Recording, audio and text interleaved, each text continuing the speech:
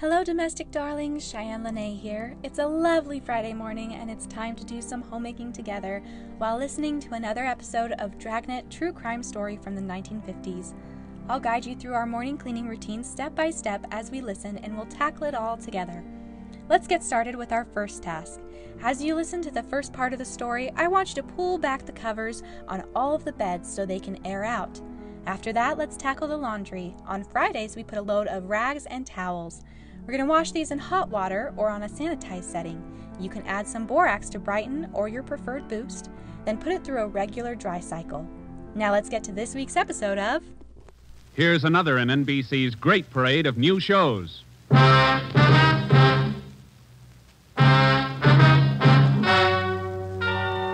Ladies and gentlemen, the story you are about to hear is true. Only the names have been changed to protect the innocent. NBC brings you Dragnet.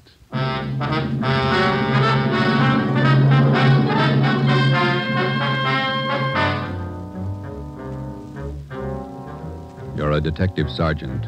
You're assigned to robbery detail. An armed gang of blitz bandits has started to work in your city. Their pace is fast, 4 and 5 robberies each night. The criminals are not amateurs. They're well armed, dangerous. Your job, get them. Dragnet, the documented drama of an actual crime, investigated and solved by the men who unrelentingly stand watch on the security of your home, your family, and your life. For the next 30 minutes, in cooperation with the Los Angeles Police Department, you will travel step by step on the side of the law through an actual case from official police files. From beginning to end, from crime to punishment, Dragnet is the story of your police force in action.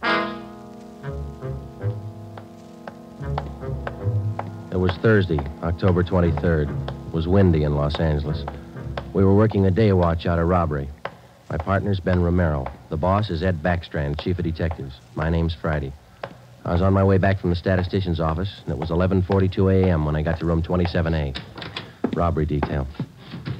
How'd it work out, Joe? Any good prospect? Well, I don't know how good they are, but I got a handful. How many did you get? Well, let me see. 15, 18, 22. Ethel down in the stats office ran them on the IBM for me. There they are. Let's see. It's a gang of 3 men working on foot. Blitz robberies. They only take cash. M.O. is tie-ups. Work from 8 to 10 at night. One of the gang's tall, the other 2 short. And these are the men the machine sorted out. Under that heading, yeah. If our information's wrong, then so's the machine. Got a good bunch of candidates here. Descriptions match up with what we got. They seem to. Check the names on that list, Ben. Some of the smartest thieves in the country. Yeah. Tommy Willis, Ray Grappa, Kemp Satelli, Manny Roberts, George Cross, Mario Koski. Reads like June graduation at San Quentin. Yeah. George Cross and Tommy Willis are in town. We know that. And Koski, he's around a couple of weeks ago. And what about the rest? It's a big field. Have to check them out, I guess. Might as well start at the beginning. Did you go through the overnight reports yet? Yeah. No restaurants, no liquor stores. That makes 5 days the gang's laid off. Well, they can afford to, can't they? 18 robberies in 24 days, that's a pretty good haul. This stop-and-go strategy of theirs, Joe, it's got me. Yeah. They work hard for a week in one area, and then they lay low. If they just keep going, we might have a better try at them. Hey, Joe. Yeah, Chandler. Fell out here to see you, Joe. Name's Decker. Decker. Henry Decker? Didn't say. Want to see him? Yeah, send him in. Right. All right, Mr. Decker, this way. How are you, Joe? You're looking good. Well, Hank Decker. How are you? I'm fine. Oh, what are you waiting for? Applause? Come on in and shut the door.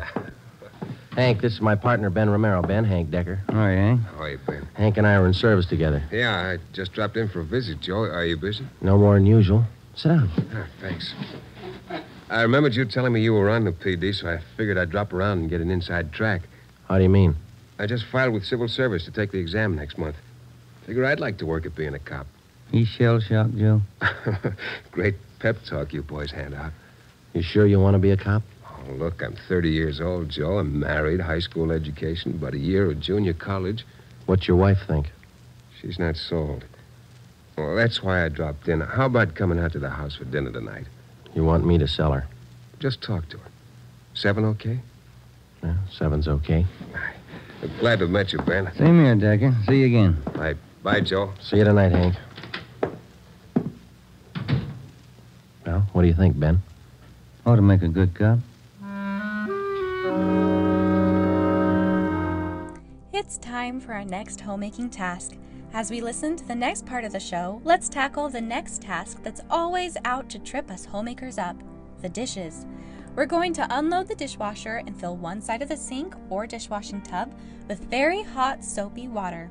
A pro tip that has very literally saved my entire homemaking reputation on many occasions is to fill the sink with soapy water before I begin cooking each family meal I serve. For me, that's usually breakfast and dinner. Let's get to it. We had a list of 22 possible suspects. By 5 o'clock, Ben and I had checked out 2 of them who might possibly have had a hand in the blitz robberies of the 18 liquor stores and restaurants in the past 24 days. Number 1 man was Thomas Willis, Caucasian, age 29, 5 feet 11 inches, 175 pounds, dark hair, blue eyes. Number 2 man was Mario Koski, Caucasian, 5 feet 6 inches, 170 pounds, dark hair, dark eyes, large scar under his chin, running across his throat, up to and behind his left ear. According to our informants, and after questioning some of their associates, either Willis or Koski or both could have taken part in the blitz holdups. We showed their mugs to the victims, but none of them could give us definite assurance that either Willis or Koski were in the holdup gang. At 7 that night, I went out to Hank Decker's house for supper. Met his wife, Linda, his 4-year-old twin boys. We talked about the Army, played with the kids for a while. Before we sat down to eat, we put the boys in bed. Hank was in the kitchen carving the roast. His wife closed the door to the kids' room, and we started downstairs for the kitchen. What do you think of our 2 atom bombs? They're fine kids, Miss Decker. Hank told me that you were worried about him wanting to join the force. I was 12 years old when my father was shot down. He was a policeman in Des Moines. He was only 37 when he died. I wouldn't know what to do if anything like that happened to Hank. What do you want me to say? But does Hank really want it? Can't you talk him out of it? You're his wife. Can you? No, I think it's his choice, Miss Decker. He's going to have to make up his own mind. I'm sorry. If it's what Hank wants, I guess I worry too much. A lot of women marry cops. They have, and they will, and they all worry. Hank will be all right. Will you guarantee it, Joe?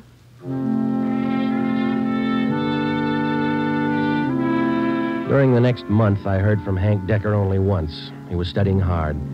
During the same month, Ben and I were working hard, trying to find some kind of a concrete lead to break the Blitz gang.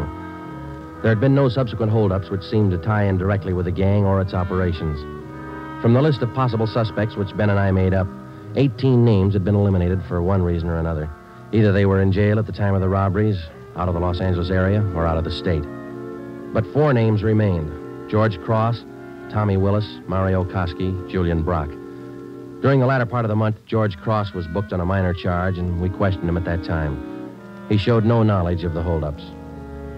Nearly 2 months after the robberies were committed, Ben and I were still without a solution as to the whereabouts of the gang. Never known a blitz gang like this way before, Joe. Once they get wound up, they usually go until they're caught. Yeah. Did you get out those telegram checks to the east yet? Last night before I went home. Sent out all 3. Willis, Koski, and Brock. I'd like to find just one of them. Chicago might have something. That's Koski's old hangout. Willis, too. What about Brock? He's from Kansas City, isn't he? Yeah. I got a wire, too. Might have an answer from one of them tomorrow. That's a slow job. We'll have to wait it out. Guess so. No follow-ups from the victims we talked to. I'll get it. Robbery Friday. Oh, hiya, Joe. Hank Decker, congratulate me. What for? Just passed my written exam. Got the letter this morning. How about that? That's fine. When do you take your physical? Oh, not till the end of the month. Next week, I take the oral and agility tests, then the physical. If I get by them, I'm in. Well, you're going to have a full month at the police academy after the test. There's a lot of work, Hank. Oh, it can't be any worse than these tests. It's a tough 30 days out there on the Hill. Law, court procedure, evidence, combat firing, target practice. You'll have to wade through all of them. You ever gonna have anything encouraging to say? Yeah, when you graduate. I won't count on it. How's your job going? Slow. How's your wife feel now? About taking the job? Uh-huh. A little better. She said to say hello. Okay. Keep us posted, huh? I'll do that, Joe. Right. Bye. Hank passed his written test. Sure anxious. Brandy, Romero, got a minute? Yeah, Skipper. Come on, Joe. You got something, Ed? Yeah. Those blitz robberies you're handling. Not having much luck. We were. Gang's disappeared. Not a trace of them so far. They leave town? Oh, we're not sure, Ed. We don't even have a good description. We're guessing most of the way. What are your guesses? You've had a couple of months to make them. 12 of the holdup victims we talked to told us definitely that there were 3 men in the gang, 2 of them short, 1 of them tall. We've just been working from there. All 3 of them have dark complexions. Started with 22 possibilities and got it weeded down to 4. No, wait a minute, 3. Yeah. Tommy Willis, Mario Koski, Julian Brock. Willis and Koski are Eastern Hoods. Brock's from the Middle West. And where are they now? Haven't showed their faces around town. We're checking some of the cities in the east. That's about all we got, Skipper. Not much for 2 months' work. Thieves can't be that smart. Right now they are. We've sounded out every lead we had, Ed. We're doing our best. Either of you ever hear of a man by the name of Al Mishakov? No, I don't think so. Chicago gunman in the old days, wasn't he, Ed? That's right. I thought he was doing time in Joliet. Paroled last year. Got a tip he was spotted on East Broadway night before last. You figure it might tie in with our job? I don't know. Find out.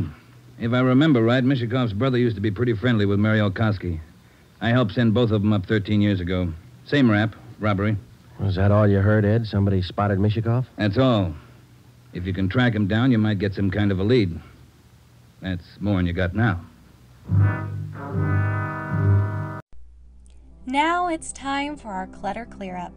It's surprising how much less overwhelming clutter can be when it's gathered up from everywhere and put in one spot. So I want you to grab a big laundry basket or rolling cart, and you're going to go around the house and pick up all the clutter and place it in the box. Any dirty dishes you find can be placed right into the soapy water in our sink from the last step. If there's an overwhelming amount of clutter, don't fret. You can focus on just the clutter in one room or area. Once the clutter is in a basket, you can put the items in their proper homes throughout the day if you run out of time. That night and for the next 2 nights following, Ben and I had dinner downtown instead of going home, and then we spent the rest of the night covering the lower end of the city in search of Al Mishakov. We got more than a dozen leads on where to find him from some of our informants, but none of the leads paid off. We kept missing him. No one knew where he was staying. No one knew, or no one would tell us. Worst thing about this job, Joe, legwork. We must be averaging 10 miles a night. My feet say 20. Almost midnight. Here's McCarthy's place. Let's try it. Right? Let's go down to the end of the bar, Ben. Yeah. Hiya, Ben. Good to see you come in. What's new? Oh, not much, Bert. Meet my partner, Joe Friday. How are you, Friday? What do you fellas have? Looking for a guy, Bert. His name's Al Mishakov, Chicago. You heard anything?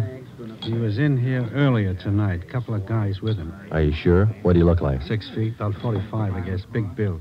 Sounds like him, all right, Joe. Is he staying in the neighborhood, Bert? Down here, I don't think so. Most of those big-timers stay uptown someplace. You looking for Mishakov? I'd like to talk to him. How long ago was he in? Oh, about 8 o'clock. Couple of guys with him. They were talking about driving out to the airport. Something about Las Vegas. There's an 8:40 plane for Vegas, isn't there, Ben? I think so. 8:40, 8:50. I can't recall which. Bert, do you remember the exact time they left? Exactly. No. Say, there's one of the fellas that was with Mishakov down there in the middle of the bar. Which one, Bert? There. One with a sandy hair, big chin. See him? Yeah. Want to talk, Joe? Come on. And Judge, you know what he said? He said when he was in Vegas last week... that he Pardon was me. Killing. Yeah, that's... Pardon me. I'd like to talk to you a minute. Yeah, who are you? Police, Sergeant Friday. Oh, have a drink, Sergeant. No, thanks. I said I wanted to talk to you. Square John, huh? Wait a minute, George. Square John wants to talk to me. Come on outside. We can talk better out there. I ain't done nothing. What's the pitch? I got a right to know. Let's go. Outside. Maybe I don't want to go outside. I think you better. Come on. All right. Quit shoving, you dumb cop, shoving people around. What are you trying to do anyhow? Every sausage. All right, down this way. Car's parked up the next alley, Joe. Hey, look, what's this all about, huh? I got a right to know. You were seen with Al Mishakov tonight. Where is he? Who? Al Mishakov. You want us to spell it? I don't think you can spell your own name. Nobody's asking you to play smart. Where's Mishakov? Out of town. What do you care? Here's the car. All right, inside, you. No. Look, you got me wrong. I ain't done nothing. Where's Mishakov? You and some other guy drove to the airport with him tonight. Let's have it. I'm clear, I tell you. I just drove out with him, that's all. Where'd Mishakov go? Vegas. Took the plane for Vegas. When? About 8:30, 8:45. What's up, anyway? Who's the guy traveling with Mishakov? Nobody. Who's the guy traveling with Mishakov? Koski. I just met him tonight. Mario Koski, is that the guy? Yeah, I'm level and I ain't done nothing. Ben, get to a phone, call the office, contact Las Vegas police. Ask them to pick up Koski and Mishikoff. When we got back to the office, we questioned the man we had picked up for almost 2 hours. His name was John Delmar, an ex-convict. He'd been paroled from Folsom Prison 2 months before after serving 3.5 years for burglary. He said Mishikoff was looking for a man to work with him and Koski. He didn't specify the work. Delmar said he refused the offer, but they parted on friendly terms. He said Koski and Mishikoff told him that they were going to Las Vegas for a few days, then return to Los Angeles. But when Ben and I checked back with the Las Vegas police the next morning, they reported that nobody answering the description of either Koski or Mishikoff was seen arriving or leaving the airport. We checked with the airlines and sent inquiries to law enforcement agencies throughout the entire area. No sign. 3 weeks went by. Still no sign. Nothing in the overnights, Joe. No, not a thing. Oh, yeah, same here. Reno, Sacramento, San Francisco. Nobody's seen him. Ain't got to come out sometime. We can wait. Yeah, we can wait. Gets on your nerves. Let's check with Backstrand. Maybe he's got a job for us in the meantime. You're getting as eager as your friend Hank Decker, Joe. Incidentally, how'd things turn out for him? He passed all his exams, putting in his month's training at the academy now. He should do all right. Oh, yeah. Hi, Mike. Skipper busy? Not in his office. Won't be in till afternoon. What's the matter? He's got a lecture at the police academy this morning. Thanks, Mike. Come on, Ben. Now for us to work on our weekly focus task. Friday's task is to vacuum and mop, but we're not going to do this the perfectionist way, no ma'am. I want you to speed vacuum and mop as quickly as you can. Don't stress about getting all the corners. Just try to get as many rooms done as you can in 15 minutes. Focus on high traffic areas like the living room, kitchen, and bathroom, then work your way out from there. Let's get to it. Ben and I drove out to the police academy near Elysian Park. We went out to check with Ed Backstrand on the Blitz robberies, not to listen to his lecture. When we walked into the classroom, he was just finishing up, so we sat in the back of the room and listened. It was a pretty good speech. Because of the alertness of the arresting officer, his talent for memorizing detail, and his knowledge of how a criminal acts under a given set of circumstances, the arrest was made. Well, that's about it, gentlemen. Thank you for your attention. Now, when I ran this speech over at home, my wife said it wasn't a very good talk, but at least it came out on time. Now it seems I'm 2 minutes short, so I guess I failed on both counts. If I may, I'd like to use the few minutes that are left to tell you what I think of being a cop after 24 years.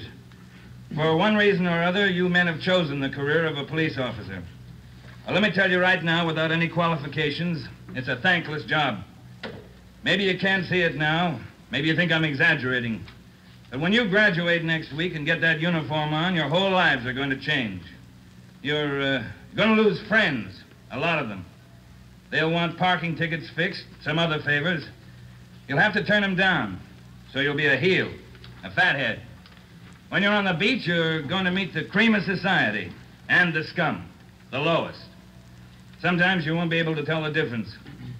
Some of you will have to work with thugs, two-bit gangsters, dope addicts, cheap women, all the human garbage you can find in a big city. You'll come home at night and take a shower to wash off the dirt, but you still won't feel clean. That's the job. When you buy a box of candy and bring it home for your anniversary, the neighbors will say you chiseled it. When you save up a few dollars and buy a new car or some furniture for the house, it's graft. People are going to want favors. They'll offer you things, a free beer or a new dress for your wife. If you take it, you're a chiseler. If you don't, you're a tough cop. Well, here's a piece of advice. Take nothing from anyone, no matter how good a friend he is. Pay for everything you get and don't ask favors. Treat everybody alike, no matter what they look like or what they believe in. You don't play favorites. There are going to be times when a few men in the department get out of line. The newspapers will play it up because it makes good reading, and the average John public will love it. Because that's the only way he can pay you back for that traffic ticket you gave him. Being a good cop is a hard job, but it's a good one. Let me warn you just once more. It's one of the most thankless jobs on earth. That's all, gentlemen.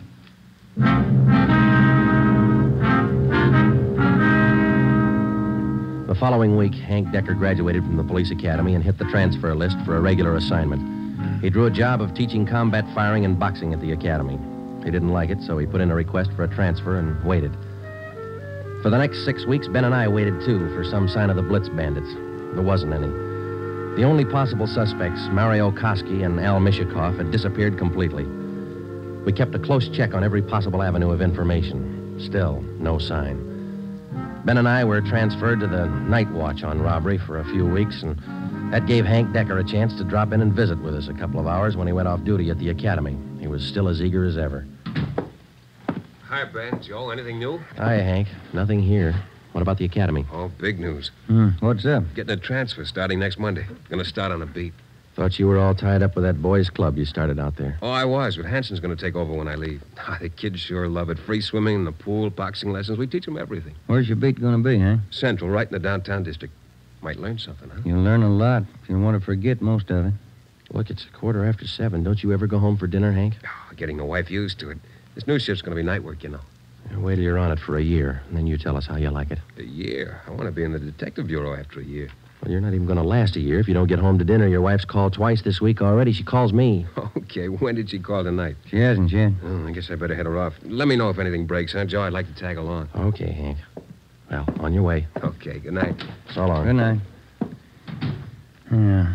How eager can you get? Were we like that when we started? Not me. I never had that much energy at one time my whole life. Hot shot, Joe. I'll get it.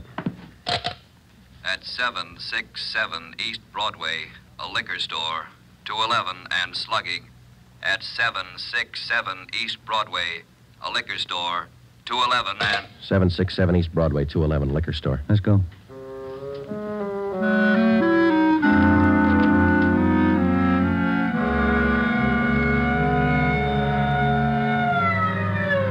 .767 East Broadway, King's Liquor Store. We pushed our way through the small crowd outside the door and into the shop. 2 patrolmen in uniform were already interviewing the proprietor. He had 2 large gashes on his head just above the right temple. He was trembling and badly shaken, but he managed to give us a good description of the hold-up men. Yeah, I can tell you what they look like. 3 of them. One short, one tall, husky, another short, fat. You remember what they were wearing? Coats. All 3, dark coats. One of the short men, he had a big scar here on the throat, like this. After the 3 men robbed the store, they slugged me and tied me up. Turner, this man's hurt. You call an ambulance? On the way, Sergeant. That's fine. We have just one more question, Mr. King. Here's a handful of pictures. We'd like you to tell us if any one of these men were in the gang that held you up tonight. Let me look. There you are. Take your time. No, not him. No.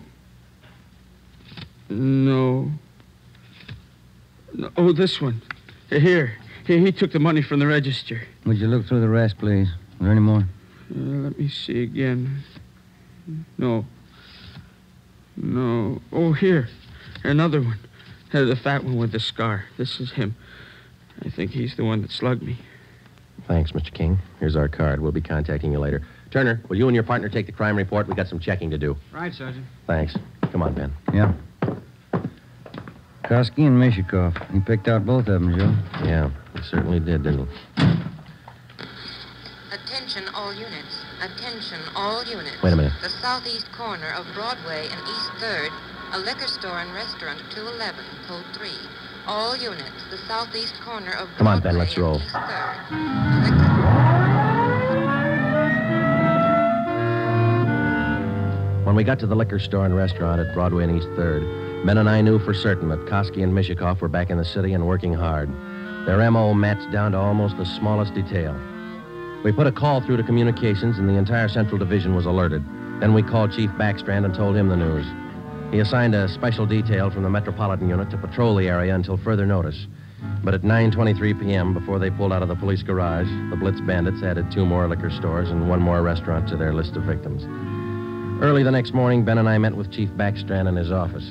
You got a make on that 3rd man yet? We ran his description through R&I early this morning, Ed. Closest candidate's a guy by the name of Julian Brock. Done time here in New York. Any tie-up with Koski or Mishikoff? Mama sheet says he knows Koski pretty well. And that's good enough. Now, how do you think you're going to get these thieves? We've got the alert out, Chief. Special detail from Metropolitan Division's been briefed. Communications all set. All right, here's a tip for you. Tell the men if there's a hold-up call that only the car in the area of the hold-up will handle it. These thieves are no amateurs. They may try some decoy trick. Tell the men to stay in the area they're assigned to until they receive a call. Jake? We'll take care of it, Ed. You going to be on hand tonight? And when do you figure on starting? We'll have the full detail out by 6:30. Play it safe and start at 4. Why chance missing him?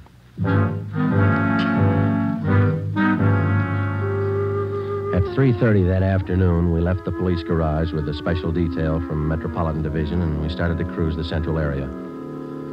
We weren't looking for any action the first few hours, and we didn't get any.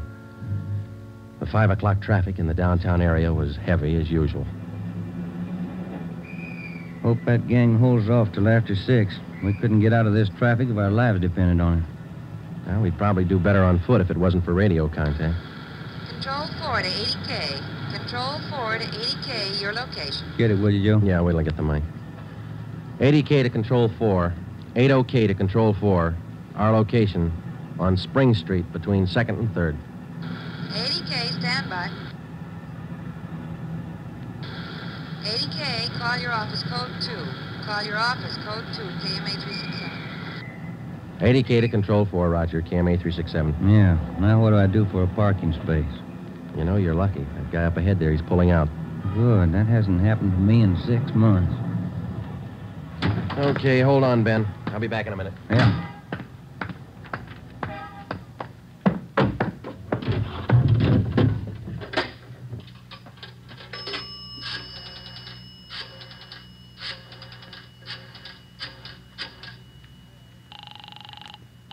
City Hall. 2511. 2511. Robbery, Chandler. This is Friday, Bill. You want us? Yeah, just a minute, Joe. Chief wants to talk to you. Hello, Friday. Yeah, Ed. Cruiser car just brought in a guy answering the description of Mario Koski. Yeah? Get over here right away and question the guy. If it is Koski, we can all go home early. Ben and I went back to the office and questioned the man who gave his name as Conrad Larkin. He was Koski's approximate height and weight, same color hair, same color eyes. The resemblance to Koski's picture was evident. We questioned him thoroughly about the Blitz robberies, and then we checked out his fingerprints. The coincidence was hard to overlook, but we were satisfied. The man was not Mario Koski. There was a phone message on my desk to call Hank's wife. I called her, and then we checked with Chief Backstrand again and started for the police garage. It was 10 minutes past 6. Hey, Ben, Joe, wait a minute, will you? Oh, hi, Hank. What's all the excitement? I heard about those jobs last night, the Blitz gang. How about tagging along tonight? What's the stare? You suit yourself, Hank. When are you due home for dinner? I told the wife I'd eat out tonight. You sure you're not due home for dinner? No, not tonight, Joe. Does you have any luck yet? Not so far, Hank. Maybe later on tonight. Come on, here's the garage. How close did you come to the gang last night? Not close enough. 2 steps ahead of us all the way. They sure must work fast. 5 jobs in a row. All right, Hank, let's don't rub it in, huh? Hey, Ben, watch it, will you? Yeah. Woman driver. How about it, Joe? You think I can make the outfit? You can talk to Ed Backstrand. He might get you a transfer after a while. Yeah, I might try it. Joe, look across the street. There's a guy coming out of the bar. Where? In front of the bar. He's standing there. Guy in the dark coat, you see? Yeah. 2 other guys behind him. Who is it? I can't be sure. Ben, you better pull up. Koski. Looks just like his picture. All right. Come on. All right, hold it, mister. We want to talk to you. Run for it, Al Copper! Watch it, Joe!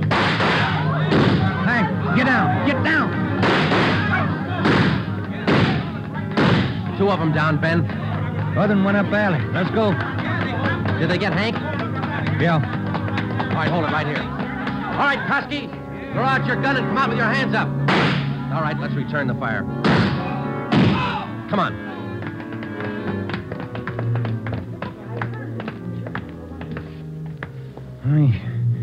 He had his chance. Yeah. Grab his gun. Let's get back to Hank. Did you get the guns from the other 2? Yeah, they're dead. Hank got them both. All right, one side, please. Officer, did you call an ambulance? Yeah, they're on their way. Come on, Ben. One side, please. Will you let us through? Hank, how you doing?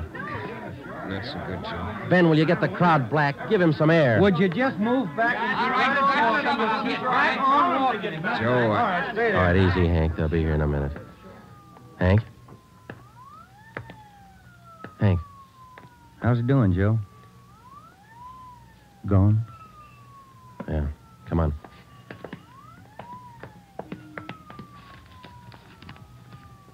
What have you got, Joe?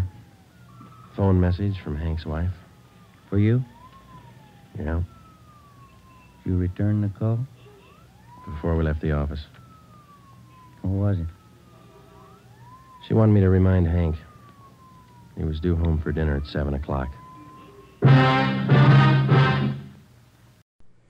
Well, darlings, we did it. We tidied up our home, made it the haven it is meant to be. If you'd like, you can meet me back in your Domestic Daydreams dashboard tonight for your evening routine, where we'll listen to a theatrical suspense show together from the 1940s through 60s as we put the house to bed. If not, I'll see you tomorrow for your next morning routine.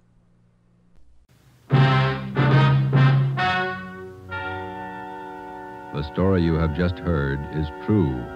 Only the names were changed to protect the innocent.